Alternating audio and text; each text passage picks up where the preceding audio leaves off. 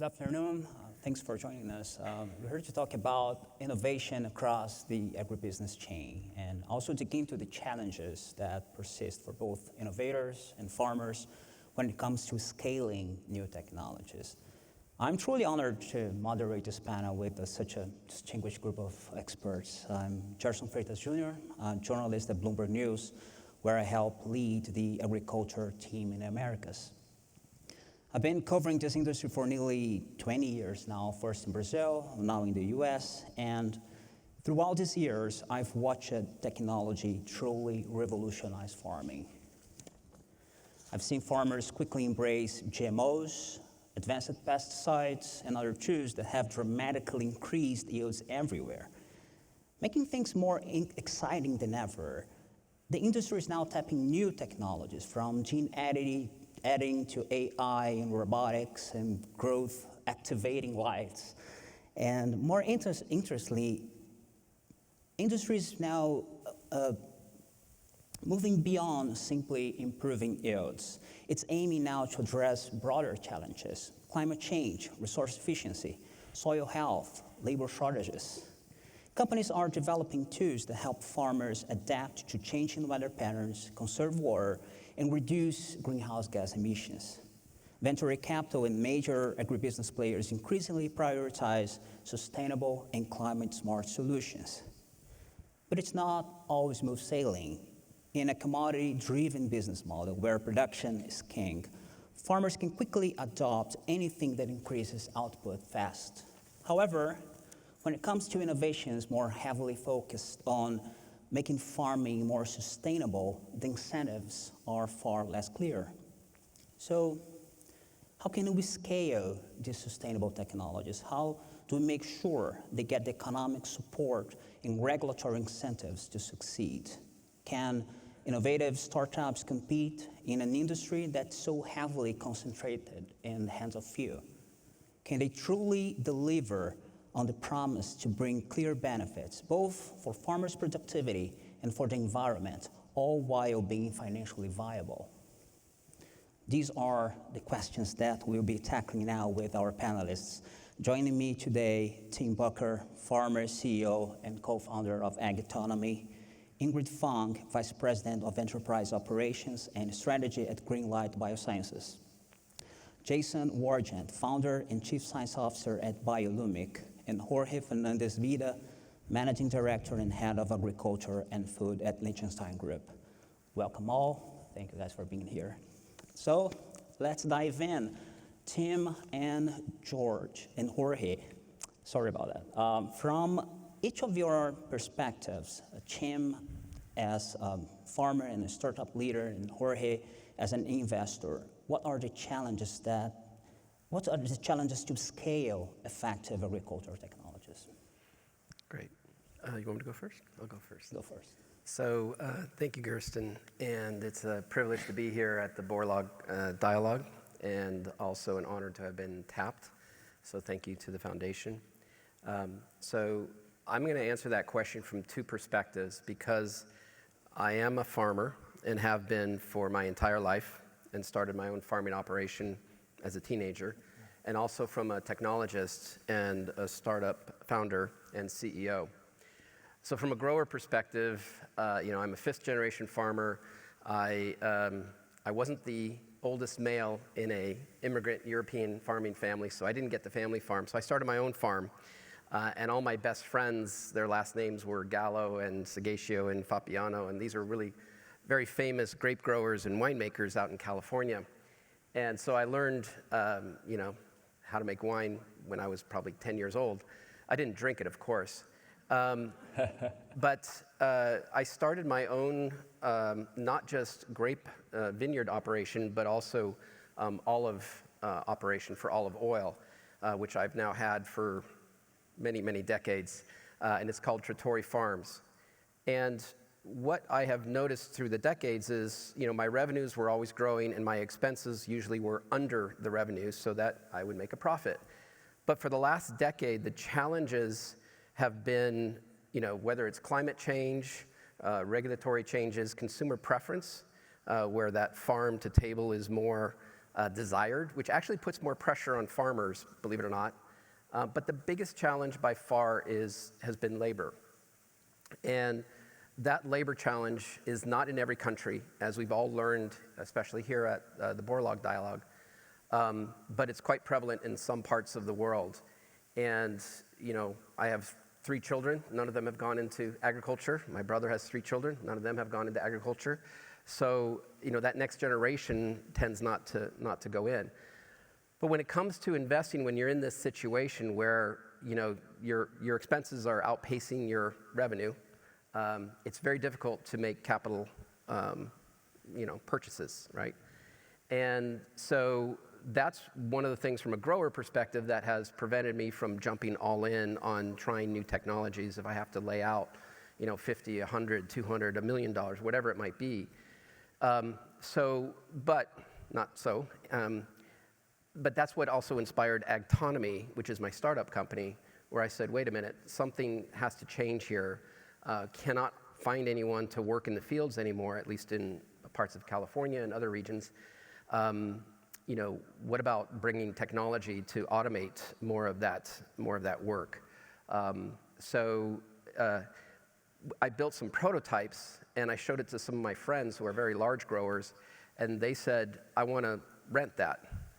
And I think that model is really helping, because fast forward now a few years, that's really helping Agtonomy scale, but also the growers embrace new technologies.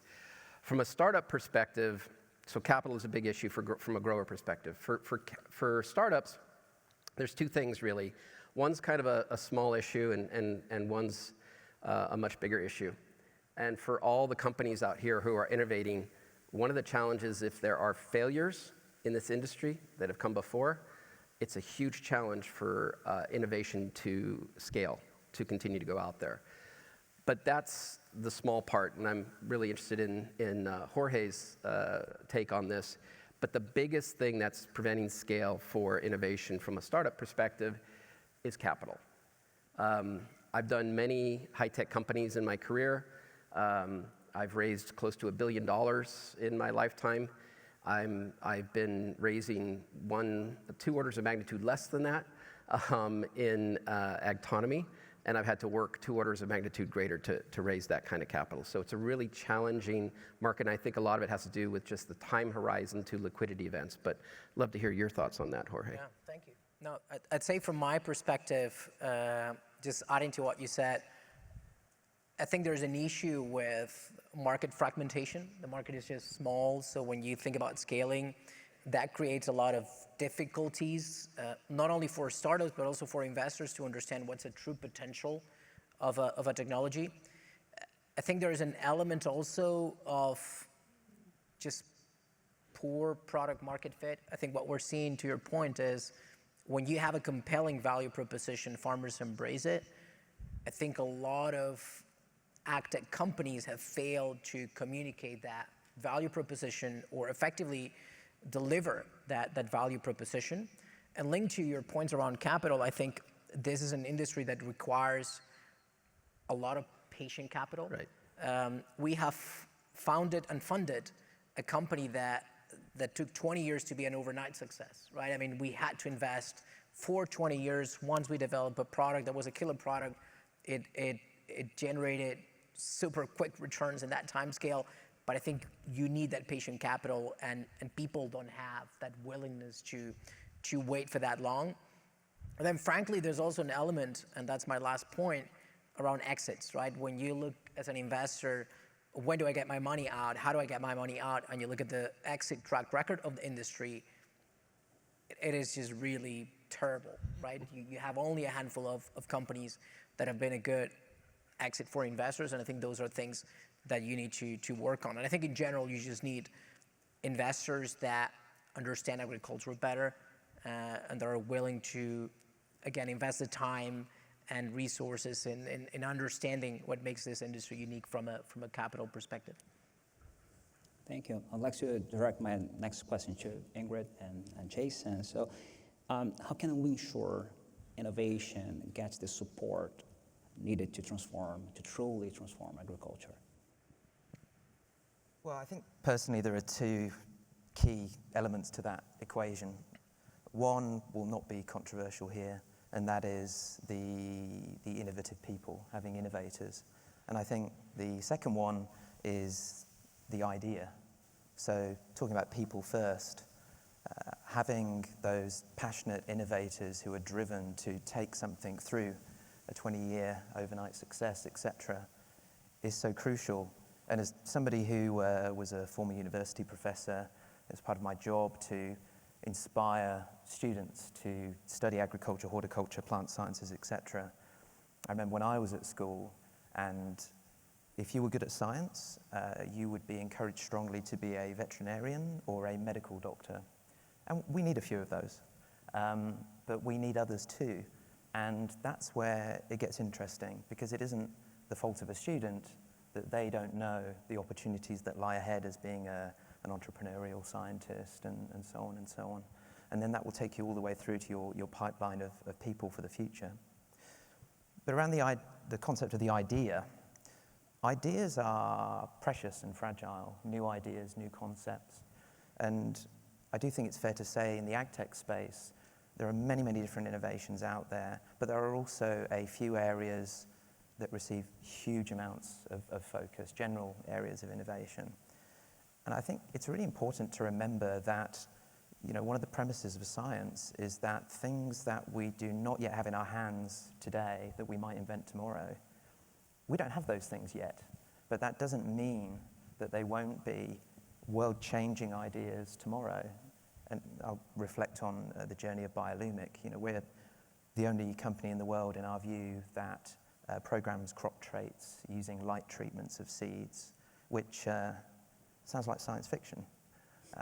But just because we're the only people doing it today, and because an idea like that or others is new, it doesn't mean that these can't be transformational tomorrow. And so it's how we give our attention and tease out all of the precious ideas that could become those impactful gem companies of the future. So I'm going to come at the question from a little bit of a different angle. So a little bit of context. My experience kind of is a bit of a mishmash of all of my other panelists here. I work for GreenLight Biosciences. We are an RNA innovation company. We focus on developing sustainable crop protection solutions using RNA that work as well as small molecule chemistry, are cost competitive, but respect the environment, right? And I think the idea is absolutely, the idea of using RNA for crop protection seemed like a dream. The idea of having it become cost competitive with small molecule chemistry was really difficult to picture, but in the 10 or 15 years since our company's been founded, we've been able to innovate and push towards that goal. But what's enabled that to happen is actually the capital that has flowed into the company to enable us to take the dream, take the science, and deliver it as a reality. Last year, we had our first product approval in a product called Calantha. Super excited about it. It's going to be it is the world's first applied RNA solution for crop protection. And so, you can have the ideas, you can have the excited students and the people that, work on these projects, but you need the capital to finance, all of the innovation and really be the fuel to bring these ideas of science to bear in agriculture. And so I would say, in order to allow capital to continue flowing, as difficult as it is to have patient capital, I think there's a lot of policy work that needs to be done in order to correctly incentivize capital to flow into the issues we need to resolve as an agricultural or food systems focused community. And the other piece of it around that that goes hand in hand with policy is regulation, right? To ensure that you're supporting agricultural innovation, you need capital to allow capital to flow. You need the policy that catalyzes that. And for the policy to be effective, you need regulation that really aligns and is supportive of the industry. And that comes from either increased regulation to measure and apply costs to things that harm the environment, or harmonization of regulation to allow the disfragmentation of the markets in agriculture. Because as a company that innovates, you can have a product that can be applied to one market, but a lot of these other markets sit behind regulatory approvals. And that makes it really difficult for investors to invest into these companies as well. So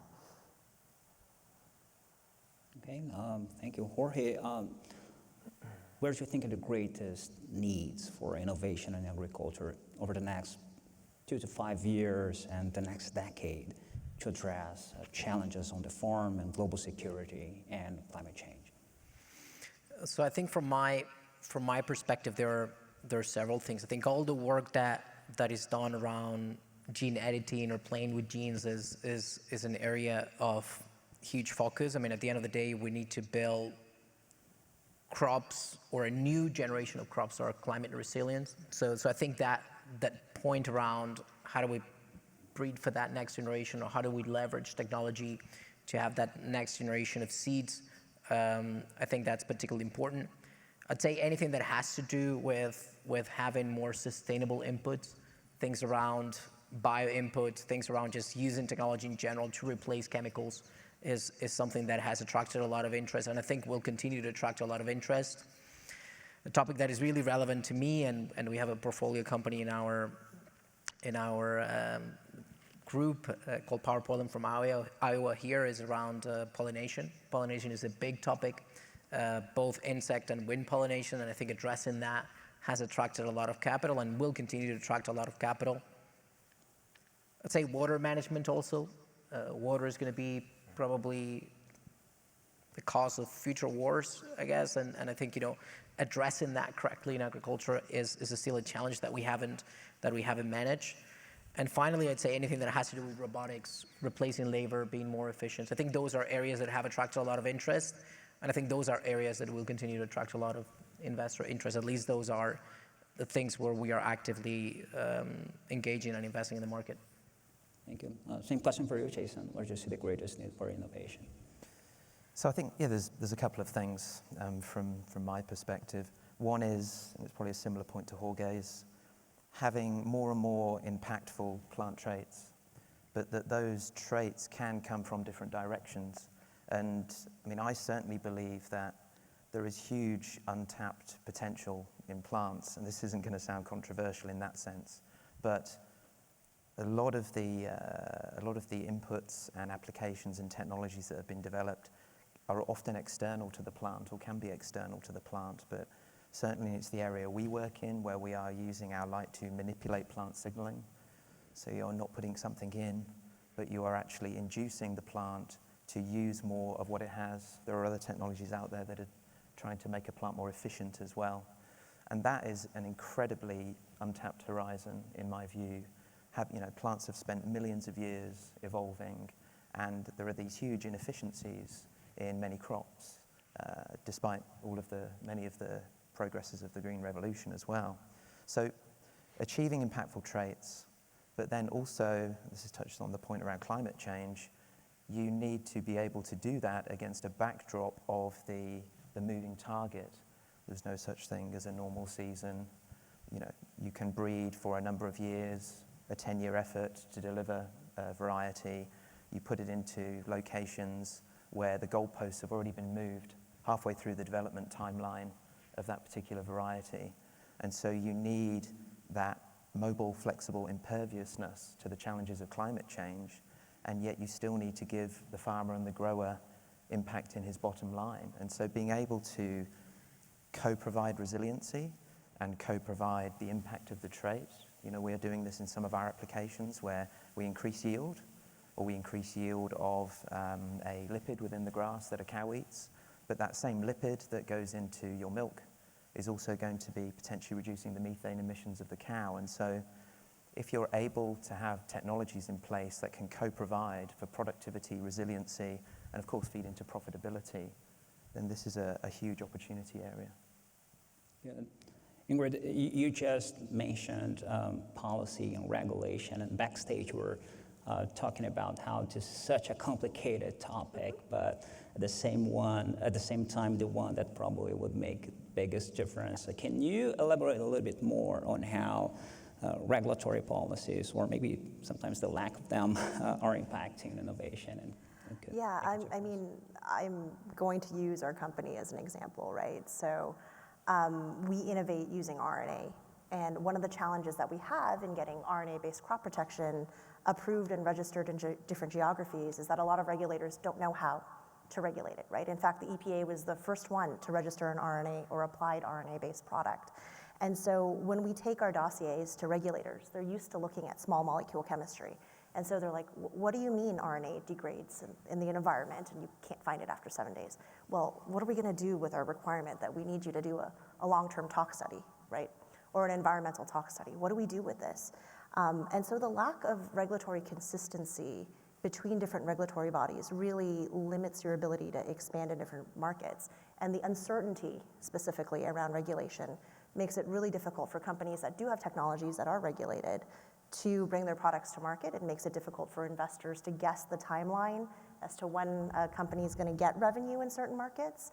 And the one thing investors hate, having been an investor in tech venture capital for 10 years, is uncertainty, right? That affects your return on capital, that impacts, what you're going to tell your investors in turn you can potentially return. And so the uncertainty around regulation impacts not only when a company can make money, but how they can potentially raise money to fuel the innovation engine within their companies.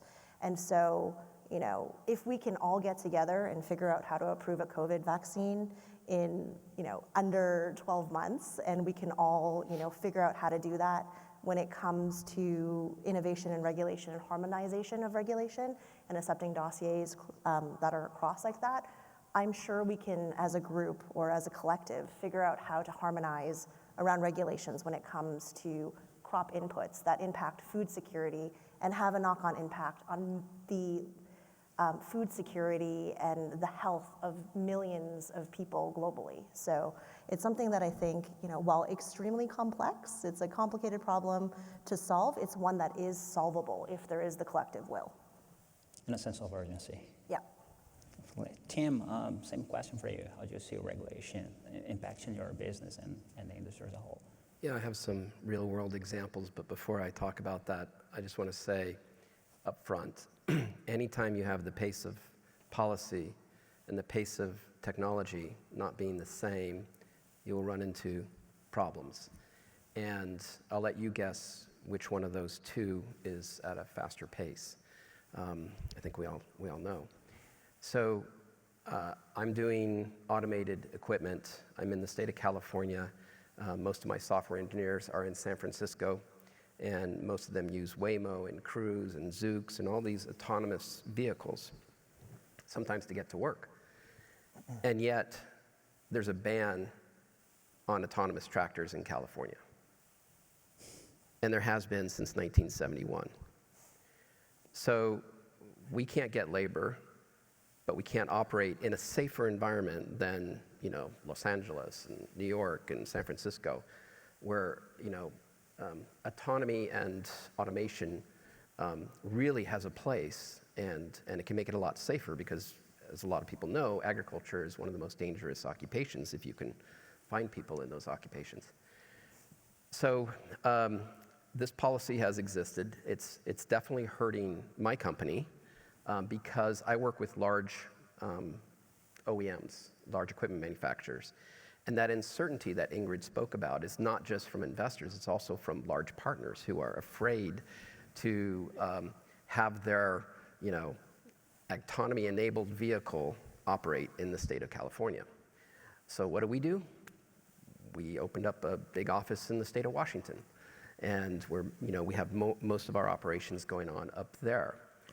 But a funny thing happened last week, and this is where I am not blaming regulators at all. I'm blaming companies that are doing innovative solutions for agriculture. I had the pleasure of presenting to the entire Cal OSHA board, including the chair. And instead of presenting, we were at an ag robotics show. And I said, well, let me show you how this works. And so I did a demonstration with multiple vehicles operating autonomously, doing weeding and spraying and mowing and all this. And I jumped in front of one of the vehicles and it stopped, and they could see the alert come up on the smartphone that my colleague had. And it was, it was interesting, right? And after the presentation, I had several board members come up to me and said, wow, that's the first time I've ever seen an autonomous tractor. And I realized right then and there that we've done a bad job of educating. And we all need to do a better job of educating those policymakers, those regulators, to understand more about why we're doing what we're doing. Because we're not just making this up and saying, hey, this would be a cool idea to do it. There's a real problem and we're trying to solve it. And so my message to all the companies out there is embrace your, whatever the agencies are in your different countries, work with them, provide them data, and just help them understand what you're trying to achieve. Do you think there's been any progress over the past few years in terms of how regulation and policy has evolved in terms of creating incentives for these new technologies and innovation in agriculture? Well, I think you're the same place we were maybe 10, 15 years ago. I think we're moving in the right direction because at least pilots are somewhat allowed. Or let me put it this way. I hope there's no one from Cal OSHA here. They all say that they will not enforce. So there's regulation, and a lot of times the regulation isn't enforced. That doesn't mean a company should just go and go crazy, but at least we can trial and test and get the solutions ready. The same thing happened in other industries, so we also need to look at analog industries like the passenger transportation, where the same regulations existed where you couldn't do that in California, so everybody went to Arizona, which is now the autonomous car capital of the world, and now they're back into California, right? So I think those things change when different government agencies, different regulators see what other agencies are doing, and then things kind of equilibrate. Right. Jason, how do we encourage those innovations that are focused on making farming more sustainable, climate smart, but don't necessarily impact the bottom line in just commodity-based model? How do you break with that? I mean, it's an interesting challenge, but there are definitely no shortage of potential solutions either. I could sort of talk vaguely about one example.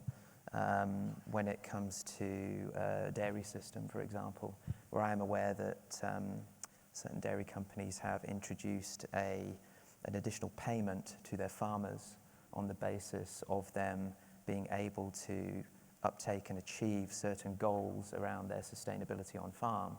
And you can see how this entire ecosystem then develops around it. I mean, it doesn't take too much to think of why such a company is going to be incentivized to try and do so, because they have customers of their own, etc.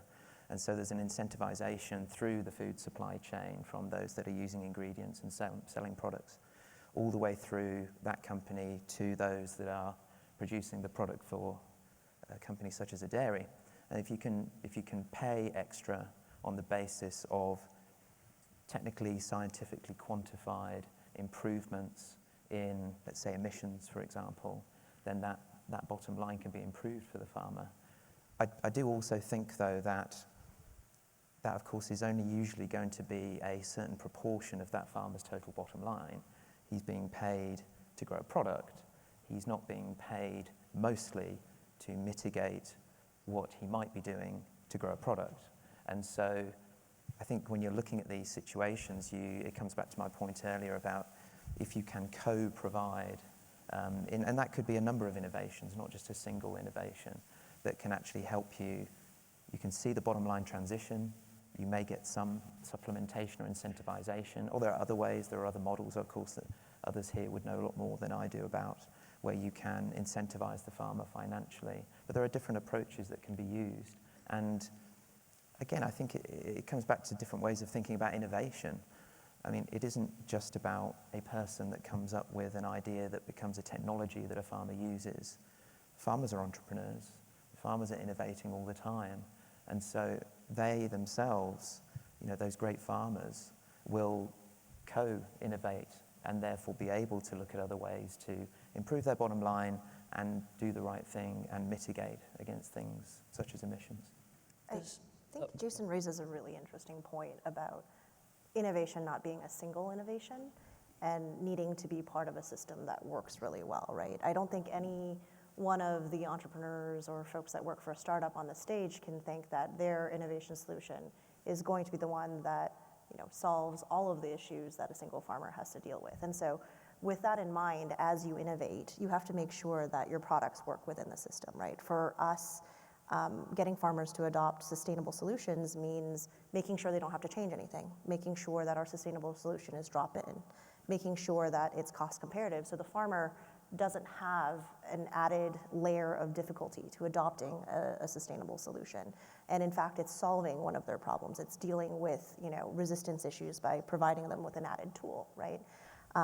To solve some of their issues. And one of the presentations earlier today talked about the need for diversity in tools, the importance of variety in our gene banks and genetic variety. Well, having a diversity in tools to apply in crop inputs as well as other labor sources, et cetera, is super important. Do you think consumers have a role in that?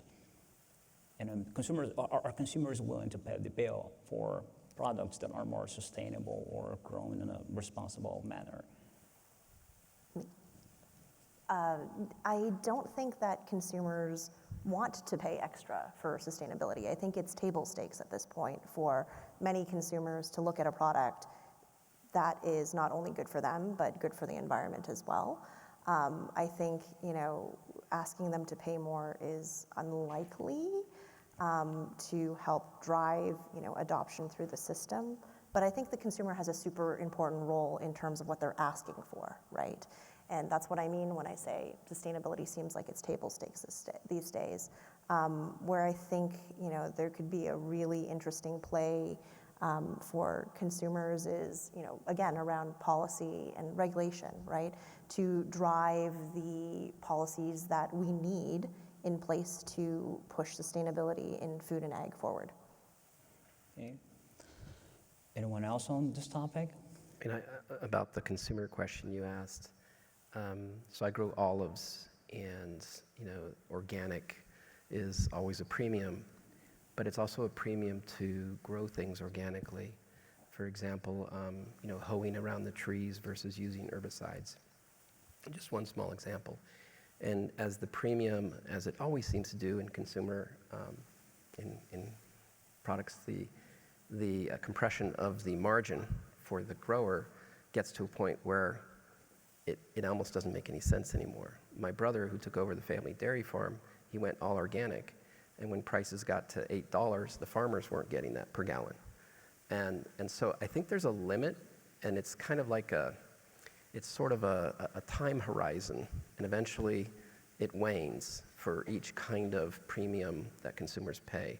They love the idea of farm to table, but the realization that that costs the farmer a lot more is not always front and center and paid for by the consumer. Jorge, you stressed the point of access to capital, and we've seen interest rates over the past couple of years surge in the U.S. and elsewhere to the highest levels in decades, and I believe this is not the most welcoming environment for innovation. So could you elaborate a little bit more about what investors' appetite for this kind of investment is in current environment and what you expect it to be in the next couple of years?